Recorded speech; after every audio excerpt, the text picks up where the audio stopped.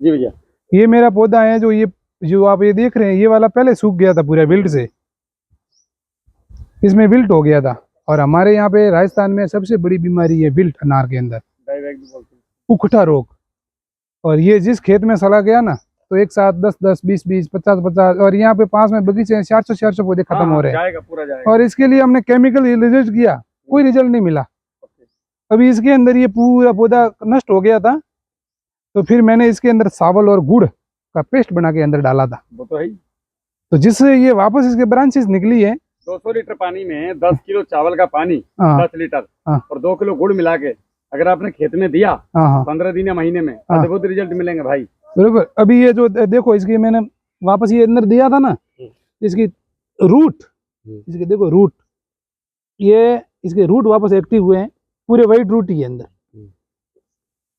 बहुत शानदार। टूट रहे हैं थोड़ा, क्यों? आवाज आ रही टूट रही। ये बस एक रूट निकाल लो। ये इसके अंदर ये सूखती डालियां, हाँ, ये तो ये वापस ये इनके रूट निकले नए। हाँ। तो उस वजह से है। अभी इसका रिजल्ट क्या है, कैसे, किस समझ में नहीं आ रहा। समझ में कुछ नहीं है, प्राकृतिक चीज है, स्टार्च है उसके अंदर, भोजन है उसके अंदर, जीवाणु होगा। ये पौधा एक्टिव हो गए। अब देखो, ये पौधा है, वहां से क्या खाना जो बचता है उसका बर्तन से कोई थोड़ा बहुत पानी आता है। अच्छा, तो इसका देखो आप, किचन वेस्ट, तो इसके रूट देखो आप,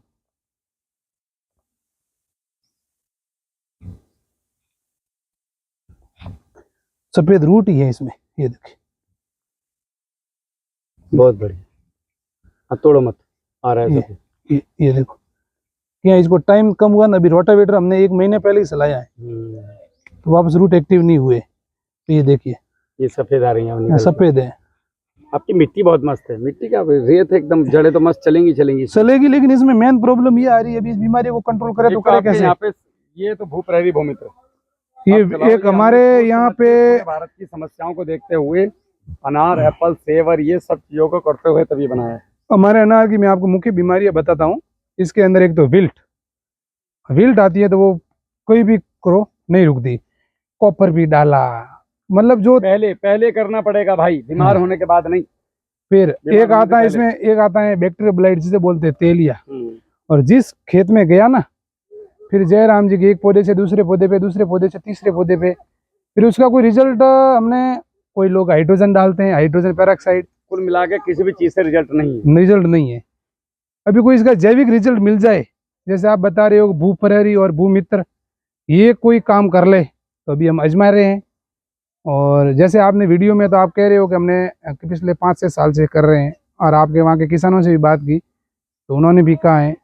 और इस बार इसके अंदर मैंने, ये जो लोग यहाँ पे क्या है, DAP, माइक्रोन्यूटॉन, SSP और माइक्रोराजा और ग्रेनुअल, और उसके साथ में डालते हैं वापस, क्या बोलते हैं वो, कार्बोफिरॉन। ठीक है, सब एक साथ करके मसाला डाल देते हैं अंदर। मैंने इस बार कुछ भी नहीं डाला, फ्लोवरिंग भी अच्छी निकली है, 1 नंबर फ्लोवरिंग है, और इसके पत्ते भी अच्छे हैं। अभी मैं इसके ऊपर दूंगा, DAP भी दूंगा, थोड़ा SSP भी दूंगा, लेकिन वो भट्टी खाद बना के दूंगा। जैसे इसके अंदर मुझे 10 क्विंटल DAP लगता था, तो वो 10 क्विंटल की जगह मैं 2 क्विंटल करूंगा बस। ठीक है, और 2 का रिजल्ट आएगा, 2 का रिजल्ट आएगा। और जहाँ पे किलो दोनों तरह आधा किलो देते थे, वहाँ पे मतलब किलो खाद के साथ वो भट्टी खाद बना के डालूंगा। ये भी कब डालूंगा, जब एक बार फ्लावरिंग सेट हो जाए, बस तब कंफर्म हो जाए कि इतने फलों से फल लेना है बस। वरना तो डोडे भी आपका न्यूट्रिशन ले जाएंगे। ये डोडे तो खूब आए हैं अभी, क्या पता, लेकिन दिख तो अच्छे रहे हैं। हाँ, ये नर मादा सब हैं, जैसे ये मादा है, ये मादा है, ये नर है, सारे नर हैं। और इसमें ये मादा हो गई, ये मादा हो गई, इतने भी बहुत हैं अगर ये चाहिए इतने सेट हो जाएं तो। और हम तो ये कह रहे हैं कि जो आप ये 2 प्रोडक्ट ये आपने बनाए हैं, मदर कल्चर, इससे यदि हमारी पूरी खेती होती है, तो हमारे इलाके में करीबन 2000 से 5000 तक कस्टमर है जो अनार की खेती करते हैं। और पर एक घर से रासायनिक के लिए कम से कम 1 लाख से लगाकर 5 लाख तक पर घर से हो जाता है। देखो, हमारा एक मकसद है, मैं अपना बता देता हूँ, बाकी का तो मुझे पता नहीं कि लोग क्यों काम कर रहे हैं, क्यों नहीं कर रहे एग्रीकल्चर में। मेरा सीधा सा फंडा है कि मुझे उस किसान की मदद करनी है जिसका कोई नहीं, बिल्कुल, जिसके पास कार्बोफ्यूरॉन लाने के लिए पैसा नहीं है, जिसके पास DAP लाने का पैसा नहीं है, जो एक उम्मीद से रात को भगवान से प्रार्थना करता है टूटी झोपड़ी में बैठ करके कि प्रभु कोई चमत्कार हो जाए और मेरे खेत में कुछ हो जाए, बिल्कुल मैं उस किसान के लिए काम कर रहा हूँ। इसीलिए इतने कम चीजों में, कम समय में, कम सस्ते रेट में वो चीज लाके रखी लोगों के सामने। इसमें अपना फायदा कम, लोगों का ज्यादा है। जब लोग करेंगे, कर रहे हैं, तो उनको समझ में आ रहा है कि नहीं यार अब सही रास्ते पे आए हैं और आने वाला समय जैविक का है। भारत सरकार भी जैविक को सपोर्ट करती है। अच्छे जो एक सामाजिक व्यक्ति होगा वो हमेशा जैविक को राहुल जी, मैं तो कहता हूँ ये मेरे 1500 पौधे इधर लगे हुए हैं। 1500 पौधों पे मैंने पिछली बार 6 लाख का खर्चा किया था और 12 लाख की इनकम जनरेट हुई थी। तो मैं तो कहता हूँ मेरे इस 1500 पौधों पे भले ही 8 लाख की इनकम जनरेट हो, लेकिन मेरा खर्चा लाख रुपए से ऊपर ना हो। मैंने जो हिसाब जोड़ा है, अनार का खर्चा लगभग 25,000 रुपए के मेरे हिसाब से, जो मेरा अगर आप चीजें लेके आते हो हाँ, तो वो 12 से 14,000 रुपए की है केवल एक साल की, एक एकड़ की। मतलब उसमें क्या है, लेबर की कटिंग है, गोबर का खाद है, मिला के एक पौधे के ऊपर 100 रुपये खर्चा है ना, तब तक किसान खुश है, उसको कोई प्रॉब्लम नहीं है। मिला के ये मानो कि आपका जो है एक एकड़ में अभी जो टोटल खर्चा लेबर उबर का तो मुझे कह नहीं सकता मैं, लेकिन फर्टिगेशन की अगर मैं बात करूं तो फर्टिगेशन लगभग आपका बैठेगा लगभग 12 से 15,000 रुपए के बीच, एक एकड़ का 400 पौधों। बिल्कुल, साल भर का पहले साल का एक एकड़ में हमारे यहाँ पे पहले साल का, क्योंकि अगले हर साल पहले साल आप जादू नहीं कर सकते, अगले साल आपकी ये रिड्यूस हो जाएगा 30%, और तीसरे साल 50%, चौथे साल फिर ये आप केवल अपने घर पे वर्मी कंपोस्ट से खेती करो।